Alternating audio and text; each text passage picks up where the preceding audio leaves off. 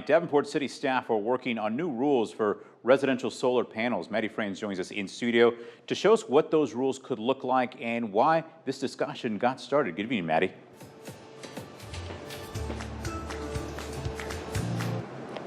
Yeah, hey John, these rules focus on freestanding solar panels installed near homes. Staff propose limiting panels to the backyard and they can't take up more than 50% of a building's footprint. Arrays can only be up to 10 feet tall. Now there's also a larger scale of solar array the city could allow.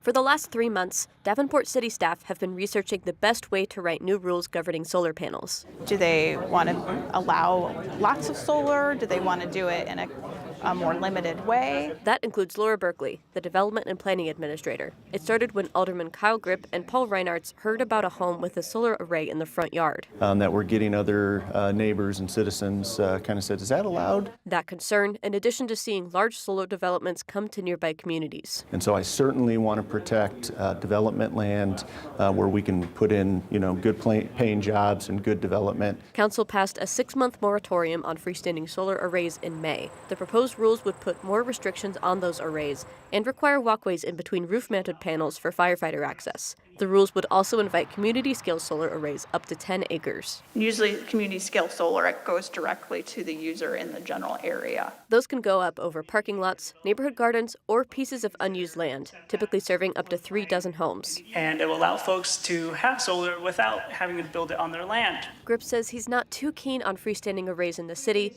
but it's still early in the process for this ordinance. Looking at this, is this where you would like to see solar? Would you like to see solar in your neighbor's backyard or in their yard at all? While the decision will ultimately be up to council, Grip says the ordinance will be shaped by public feedback. Now, it'll still take a few months for the ordinance to be finalized and approved. There are 2 public hearings and several votes it needs to pass through. The moratorium on freestanding panels ends in November. John?